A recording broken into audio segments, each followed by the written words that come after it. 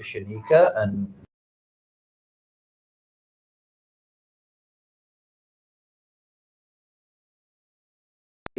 a few instances of misunderstanding, misreporting, and pure mischief with regards the APNU coalition's position and statements over the last week. First, we have not dropped or minimized our concerns with regards the problems that stand in the way of free and fair elections in Guyana. We wish and we will continue to expose and oppose such issues as a bloated voters list, the registration of ineligible persons to vote, the threats by the PPP against government workers who support opposition parties, and the misuse of state resources by the PPP for campaign purposes. These issues remain front and center of our concerns. We continue to work through our GCOM commissioners for Claudette Singh and the PPP to come to their senses. Secondly, we note the increasingly louder call for an accord between APNU and AFC.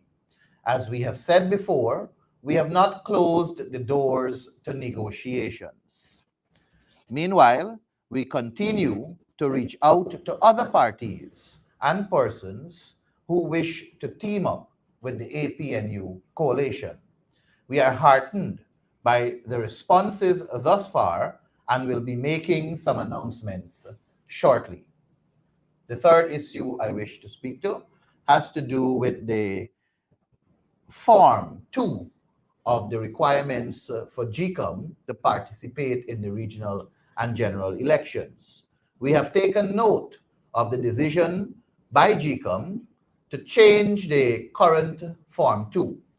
And because the election is already in motion, the process for elections is already in motion, political parties have already utilized the old Form 2, which requires signatures to support candidates in the regional and general elections.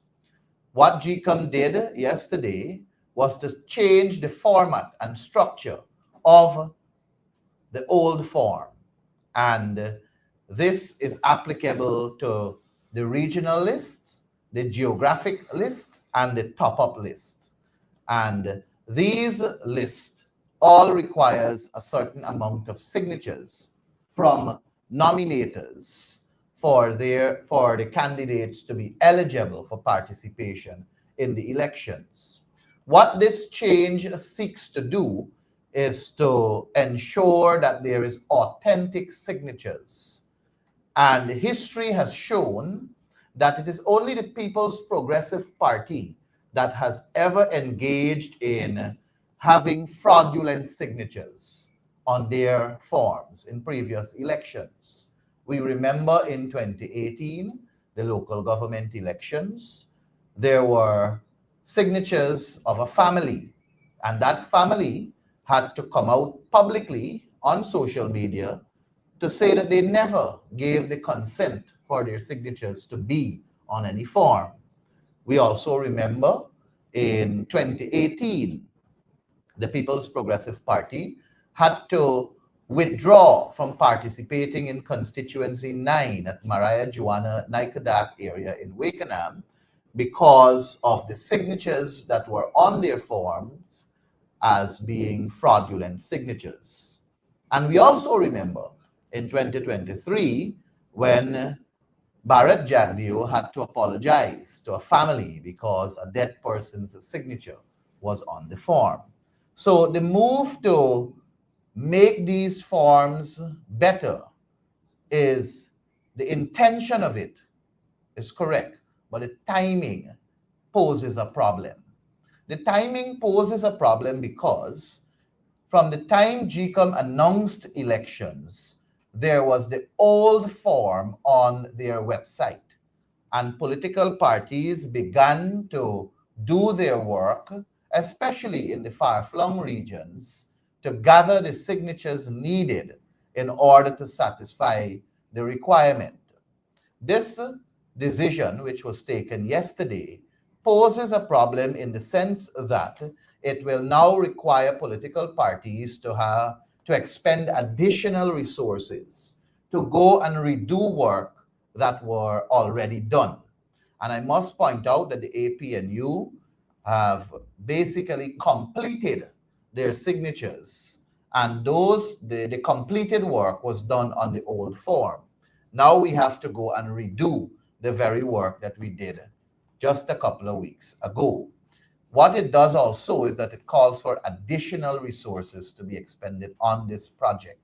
Additionally, the PPP, as we know, they are using state resources for campaign purposes and also to gather their signatures. When we see Priya Manikchan in Region 9, or we see Susan Rodriguez in Region 8, or we see Colin Crowell in Region 1, and wherever else you see the other ministers are, they are traveling on state resources paid for by the state, accommodation, meals, and the likes by the state, and they are also engaged in the same exercise the APNU is engaged in, which is to gather signatures to meet the requirement. We have to go and redo that now. And I must say that it is irresponsible for GCOM to suddenly make this decision, knowing that this issue existed for quite some time now. And to make it at last minute is really an act of not mischief per se, but it's really them being irresponsible just a couple of days before the regional and general elections. I believe that GCOM needs to be accommodating to other parties that may find it difficult to go back and redo the very work they have already done. I must say, however, that that will not shortchange the APNU coalition. We will be going out again, and we will be getting our signatures as we have gotten them before, and we will be ready for these elections to meet the timelines, and we will defeat the People's Progressive Party and take government come September 2025. I thank you very much. Thank you. At this time, I'll open the floor for questions on the press statement.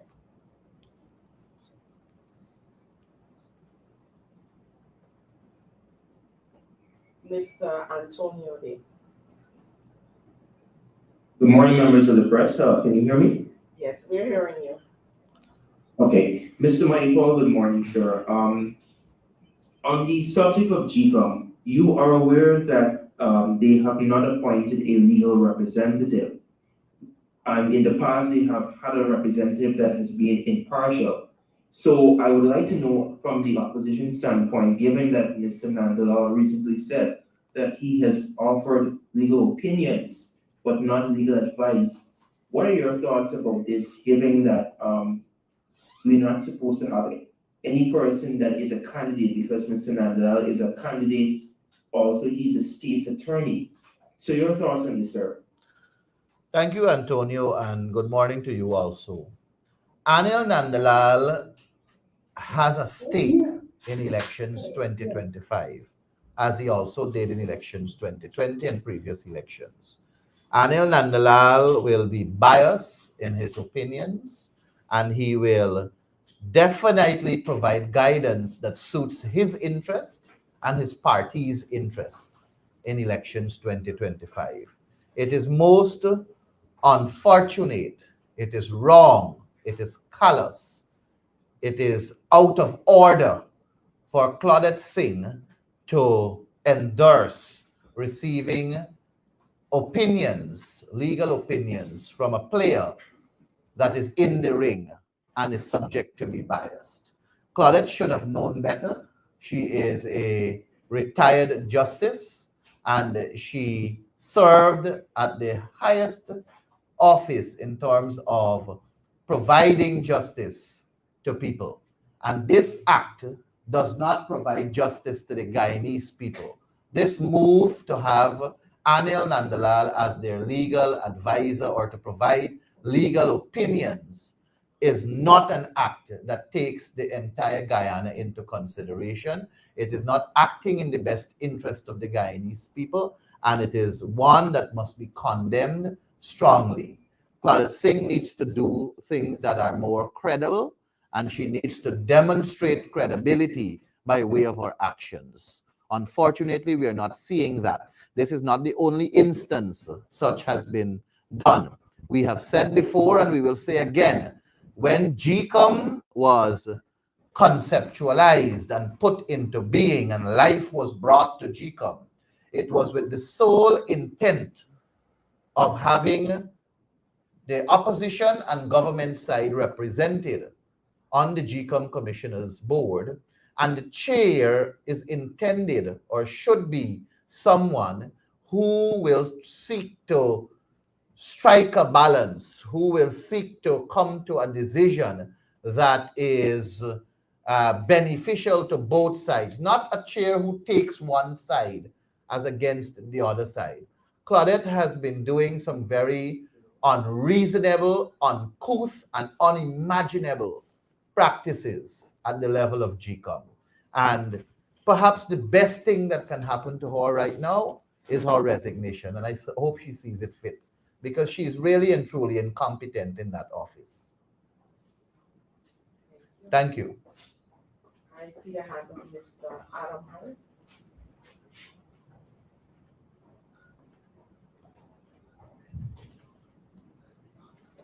Yes, good morning all. Good morning. Mr. Mike Paul, on the pursuit of a coalition with the Alliance for Change, did the AFC refuse to have Mr. Aubrey Norton as the presidential candidate? And if it did change that position, did it make submissions for others to be the presidential candidate ahead of that change? Adam, because I was integral in the negotiations, and because I am well aware and informed as to the discussions, I will not wish to venture into answering that question, because I don't wish to go down the road of debating a tit for tat with the Alliance for Change. I am maintaining that my party, the People's National Congress Reform, which is the largest stakeholder in the APNU coalition, has not shut the doors on negotiations. I am still optimistic that we can find common grounds, but what I'm absolutely certain about is the presidential candidate will be Aubrey Compton Norton from the People's National Congress Reform, and I firmly believe that he will be the next president of Guyana. Thank you. Follow up, please. Go ahead. I may be in possession of some of the information coming out of the talks. One is that the AFC said if Norton is presidential candidate, it wants control of cabinet, it wants 55%, and that was rejected. At any time during the talks, the PNC, APNU demand of the AFC to minimize its objections, its suggestions, and those kind of things.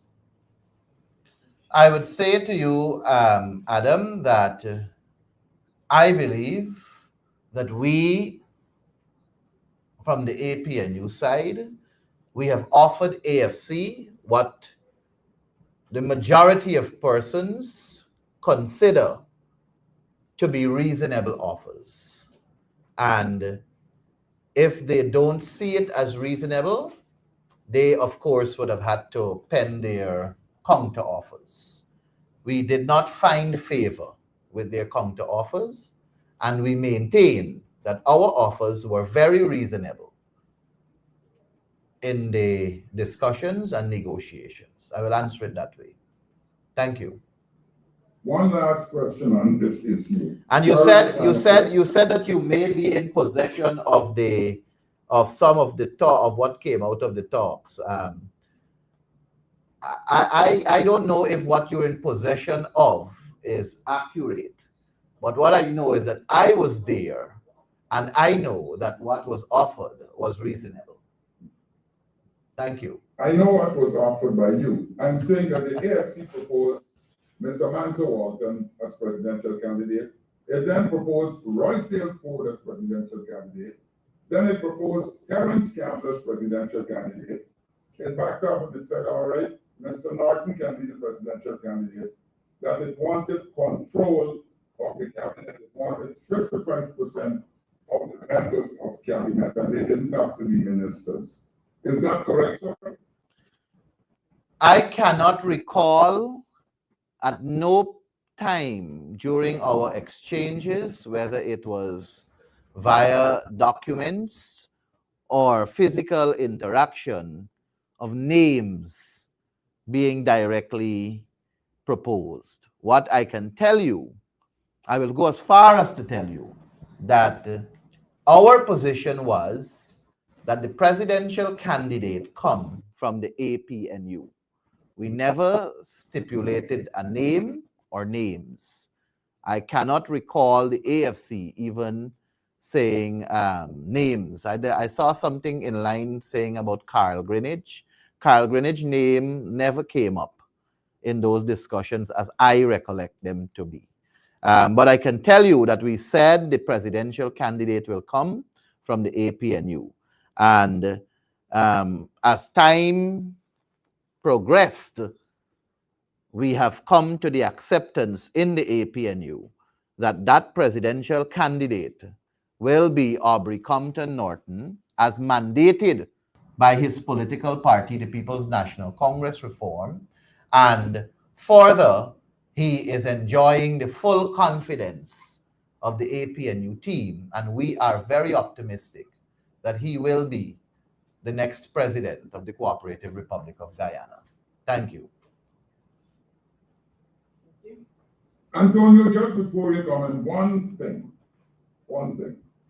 I don't know how many days you have before the APNU, PNC, WPA, and the AFC to reach accord. I'm not sure what is the outside time. But are you confident that there will be an accord? What I know is that there is a deadline that GCOM has for the submission of symbols. And after that deadline for the submission of symbols, there is also a deadline for nominations. And that is the period I think we have. I have been associated with politics, Adam, for close to, I think, about 17 years or thereabout, and strictly to the People's National Congress Reform, no other political party. I must make that very clear. And what I've learned over the years is what seems to be far from achieving can be achieved with just the click of a finger. So it may look like it's in the distance right now, but maybe as soon as I come off this press conference, it can be achieved. Let's wait and see how that goes. The date for submission of the symbol is important, and the date of nomination is equally important in knowing whether it will be an APNU AFC or whether it will be an APNU. But what I know is that the APNU is a coalition of which the PNCR is the largest political party, and there are several other parties and individuals who have expressed interest in being a part of the APNU. As I have said in the press statement, we are heartened by the responses thus far, and we will be making some announcements shortly. Thank you.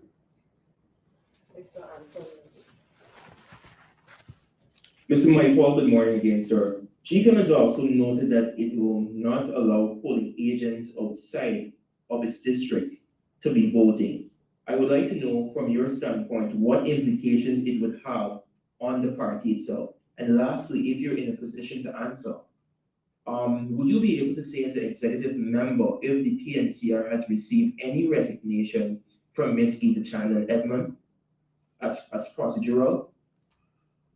All right, your second question will be better answered by the General Secretary of the party, who is the person who would be receiving such correspondence. So that question may be better directed to the General Secretary of the party. With reference to your first question that speaks to polling agents voting outside of their polling district, it would not affect the APNU coalition because we have a structure, we have individuals in all the constituencies and all the areas where will be polling, where there will be ballot boxes. We will have people that will be working in those respective areas. So it will not affect us because we are a strong party. We are well numbered across the country, and we are very confident that it will not affect us. What it will do, however, is affect the smaller parties, and because they will have to field agents. And I think my opinion is that some consideration should have been given to take into account what happened in previous elections, because in 2011 elections, I remember there were certificates of employment that GCOM issued to agents of various political parties, and that certificate of employment is the record that permits them to vote at the place of poll where they are working for their respective political parties. And that should have been considered.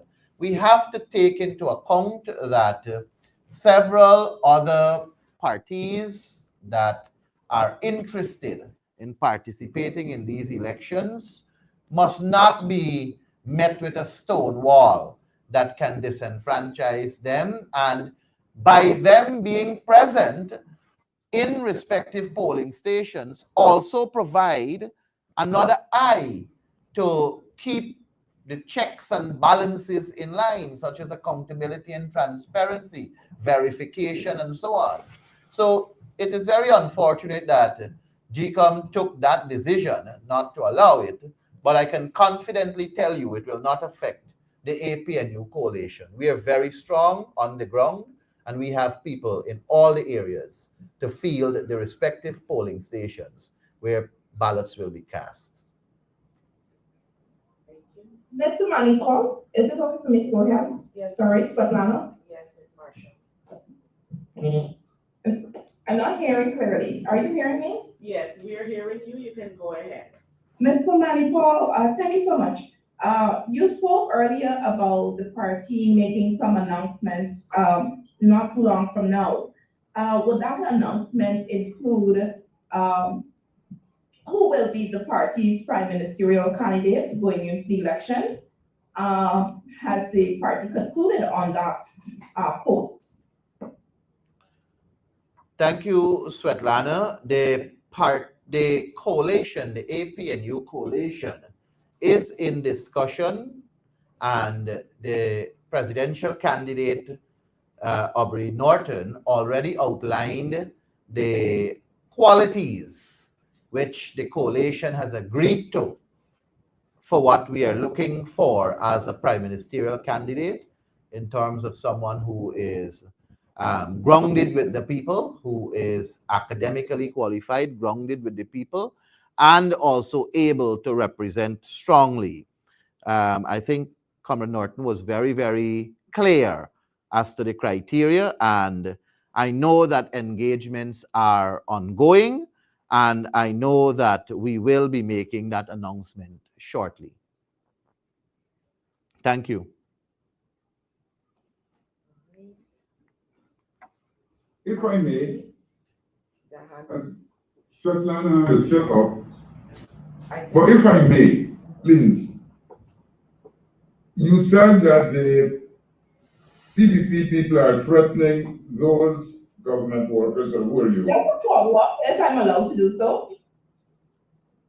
Ms. Svetlana, you have. Mr. Manipal, you spoke about sorry, my internet is going, forgive me.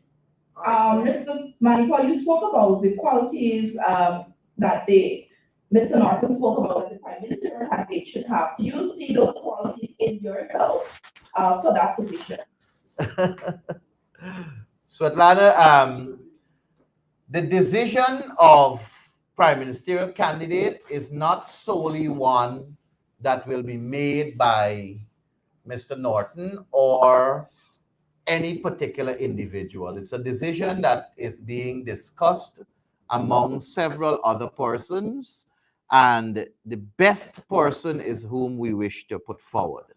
And you asked me if I see myself with those qualities. Of course, I do see myself with those qualities. I'm grounded in my party. But the decision, whether it is me or not, I remain committed to the People's National Congress reform. I remain committed to the APNU, and I remain committed to winning an election. It is not about an individual. It is about an election for country. And I am certain that I will be in a position in the next government as APNU, and we will serve the people of this country. So whether it is as an ordinary person in government service or a political appointment at the behest of the president, who will soon be Aubrey Norton, I will serve in the interest of country. Thank you. Thank you. Mr. All right. Harris, Yeah. go ahead. Thank you. Sir, you said that there are people who have aligned themselves with the PNC, APNU, being threatened by the government. I saw somewhere that there were some people who have endorsed their signatures on the same form you talked about. How did the PPP get information about those people? And Benedon is going to come with another question. It's simple. It's simple, Adam. When we have begun our process, the APNU began the process of acquiring signatures, reaching out to individuals very early. And we have always been on top of our game. And it so happened that those very people are who the PPP goes to also for signatures. Some of them include these 10 days workers. And these 10 days workers, some of them signed for us, have confidence in us, and have expressed their support for us. And when the PPP goes to them for signature, and they would say, we already signed on another form, on the APNU form. And then they will be threatened. They will be told, well, you have to remove your signature and sign here, because as we give you work, as we do this, as we do that. That is the kind of notorious game the People's Progressive Party is engaged in. They've always been engaged in this. Threatening people for signatures is not something new. I've been around in 2015, it happened then. I've been around in 2011, it happened then also. The PPP is known for this kind of mischief. They're known for this kind of lawlessness. They're known for that. Thank you. My next question is, I saw a lot being made of the Fregeliments who left the PNCR, APNU, and have pledged support for the government. But you're silent on those who've left other parties to come aboard the PNCR, APNU. Why is this so? Let me say first of all, Adam, that I don't recall anyone who has left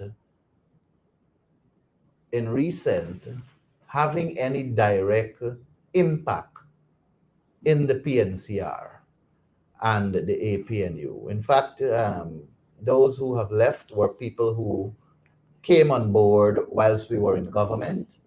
That was 2018, 2019, thereabout. Some in 2020, just before the elections. And They have chosen after 5 years in opposition to leave, and that's their decision. I am a firm believer that anybody who wishes to choose whichever political party they wish to support, they are free to do that. It's a constitutional right, and I stand firm on what is constitutionally correct to do as an individual. What I have a problem with is when you hold on to the seat that you are in, knowing full well that the electorate never voted for you directly. In elections, people vote for a list of candidates belonging to a political party. So you are in that seat on the strength of people who voted for a party. And they voted for that party because they bought into the party's policies and programs. You were merely extracted from the list and entrusted with the position to represent that party's policy and programs. And if you no longer want to align yourself with that party's policies and programs, the proper thing, the decent thing to do is to leave the seat that you're in and the party, not just the party, and go and champion whomever policy or whichever policy or program you so believe in now. That is what should happen. And in similar vein, people who have expressed their interest to be a part of the APNU coalition, they are doing so because they are buying into the policies and programs of the APNU. You cannot, as an individual, be aligned to one side that has a policy and a program, and at the same time want to support another side that has a policy and a program that differs. You got to choose one or the other. You can't be in both. So those who have chosen to come on board with us, I think they understand that position very clearly. They're decent enough to understand it. Those who have chosen to leave us, they are yet to demonstrate that they possess that kind of dignity, that kind of character, that kind of human decency. We're yet to see. I trust I answered your question. Yeah, you're a diplomat. I can make you a commissioner or ambassador to somewhere. But would you care to offer an idea of the number of people who've left other parties to come aboard with the APNU? I'm going to read the line from the press statement, which says, we continue to reach out to other parties and persons who wish to team up with the APNU coalition. We are heartened by the responses thus far, and we will be making some announcements shortly. Would you care to say whether any of these people came from other political parties? Or? Yes, Adam. Announcement will be made shortly. Your hook needs some more bait. All right, I have Ms. Williams in studio. Go ahead. Okay, Mr. Michael, following up on what you said about the APNU currently holding discussions and there still being a potential for a coalition, would the APNU support Azzuddin Mohammed as the consensus candidate for a coalition government? The simple answer to that question is no. That's all? Thank you. All right, we have Mr. Michael, if you can, if I may, please, I would just like to ask my last question. I know that the PNCR is big on terms of youth representation. Is it foreseeable that if you guys are elected to government, we will see more youth representation at the parliamentary level? When we are elected to government, definitely you will see more youth participation in our government.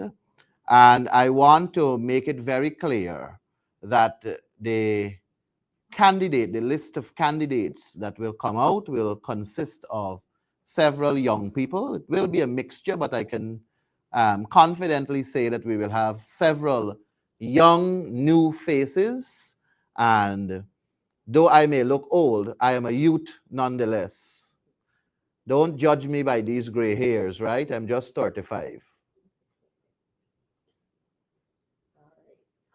At least you're younger That than answers your, my question. That answers my question. Thank you. Following up you're there. younger than your friend.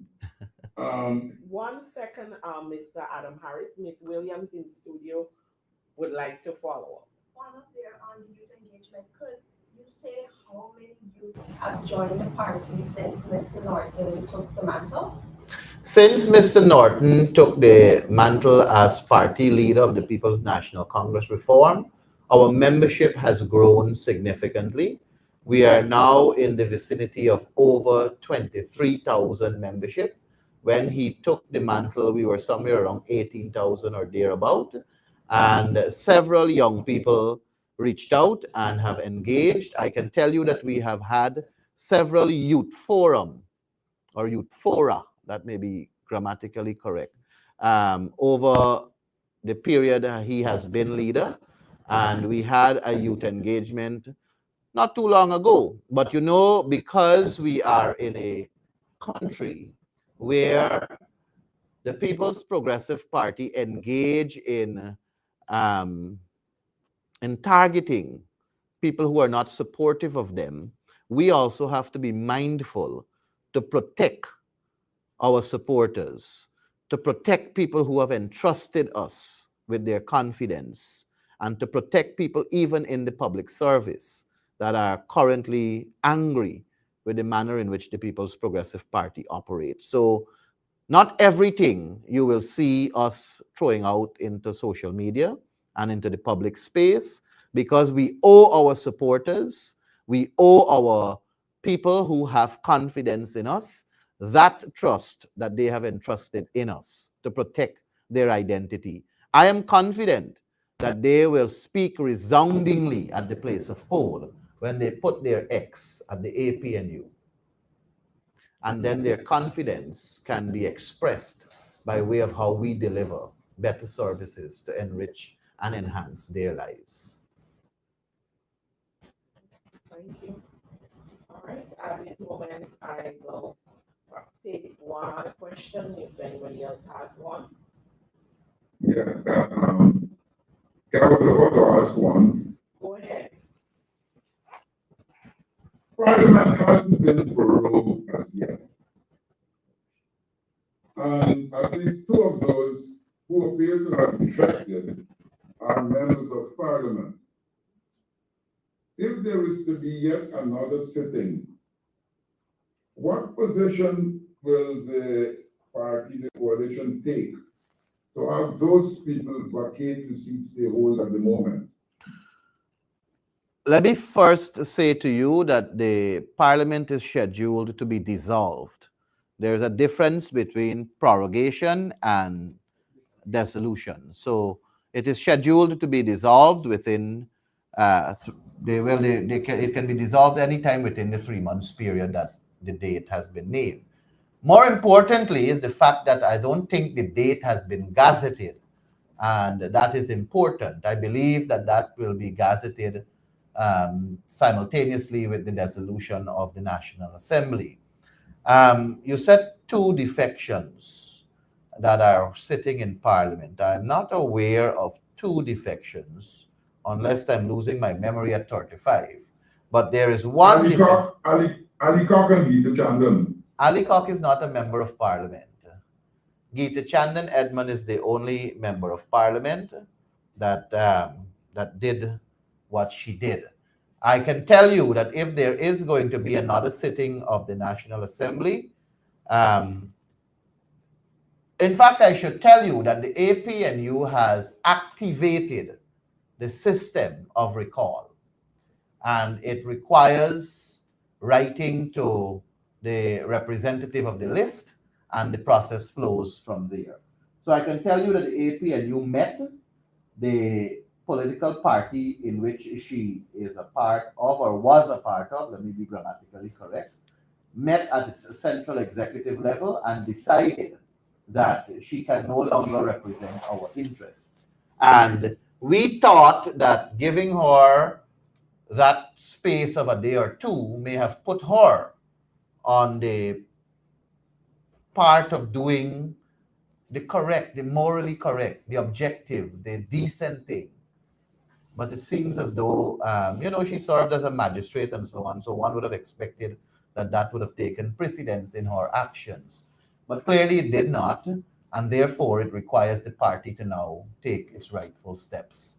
You see, you give people the benefit of the doubt and you allow them to make their decisions and take part in whatever they want to do. But when they want to be pompous and a bully, basically, you got to take your actions.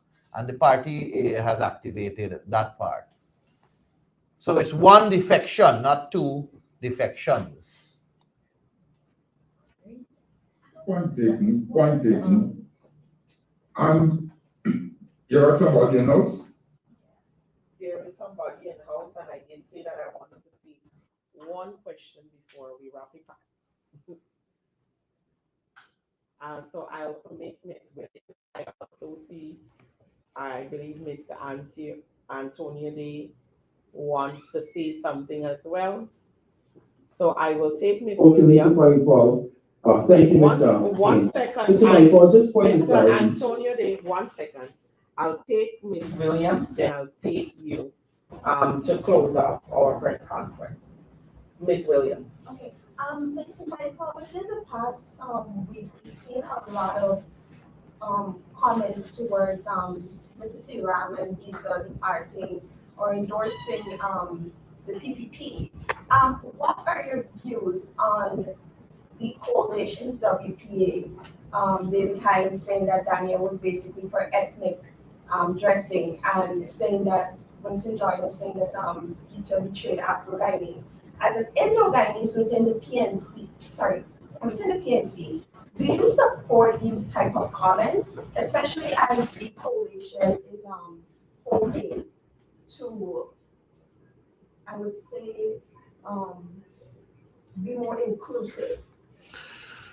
I have been a member of the People's National Congress Reform since 2008, and my political party is an all-inclusive party. My political party has never demonstrated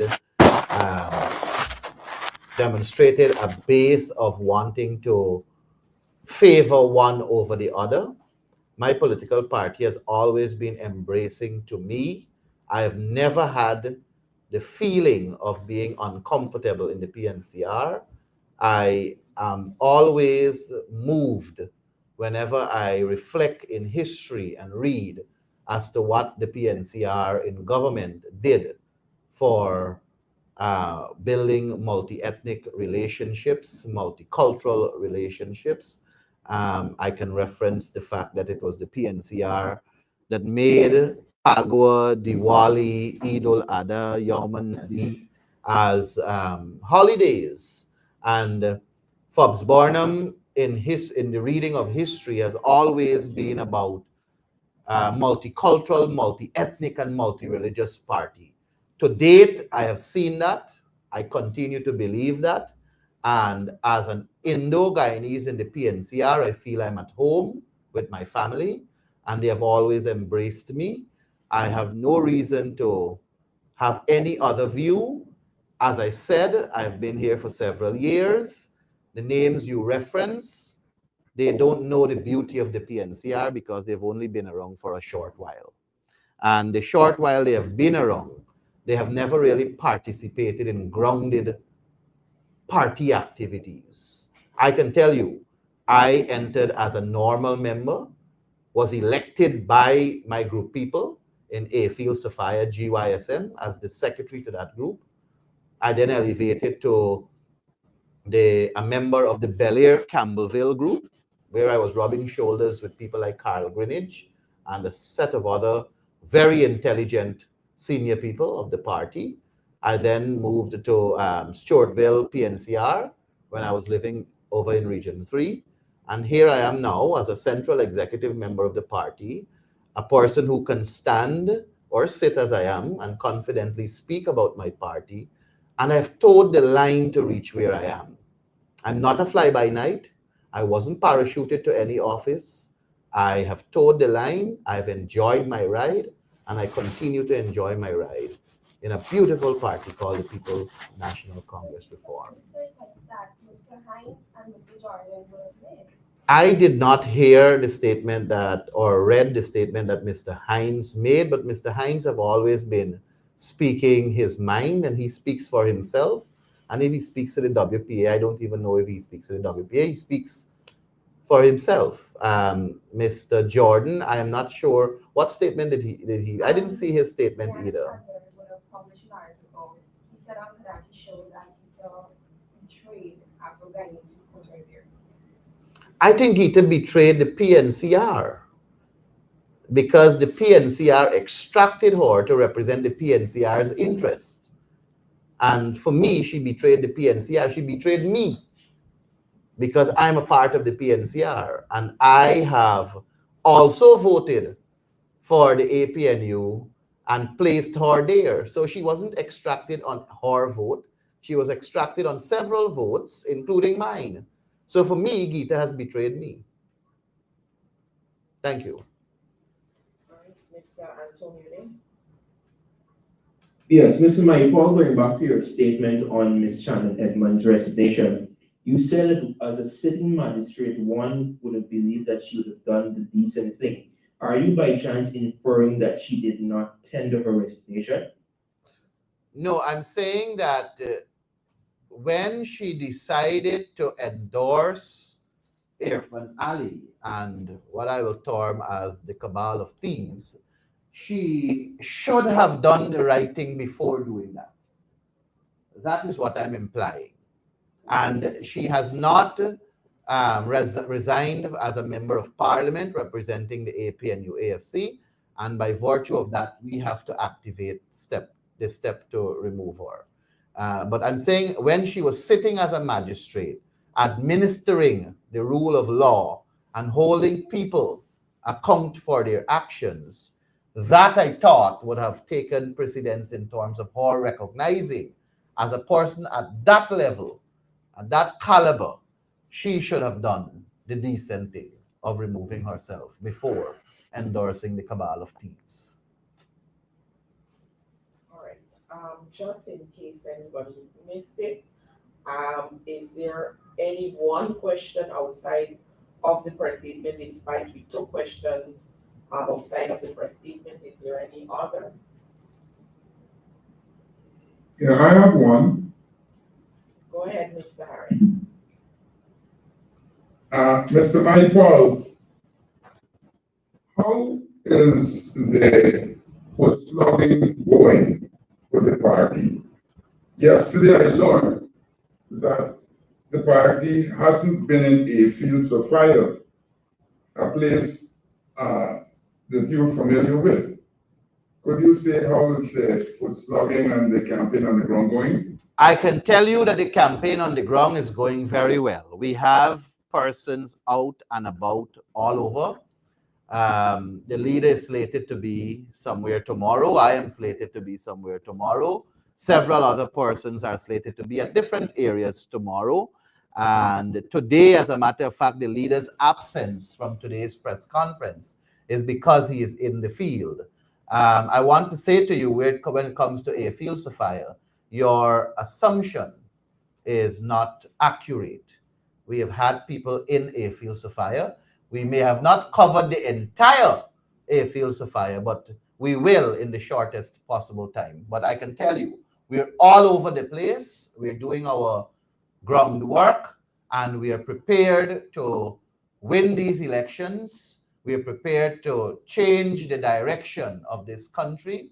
We are prepared to make the ordinary man the real man. We're prepared to increase public servants' salary. We're prepared to bring greater recognition and bring back a sense of belonging to the Guyana Police Force to ensure that there is no political direction and no interference from politicians. We want to see a public service that is professional without political interference, and we're prepared to enhance the structure and systems across this country so that we can have, once again, accountability, transparency, and good governance. That is what is lacking, and we cannot afford as a people to give the People's Progressive Party another chance to continue to rob us as they enrich their friends, their families, and favorites, leaving us, the ordinary people, at the behest of God knows what. Thank you very much. All right. I want to thank our media personnel for joining today's press conference. And of course, you, our viewing audience and all our social media platforms. We do hope that you have a wonderful weekend.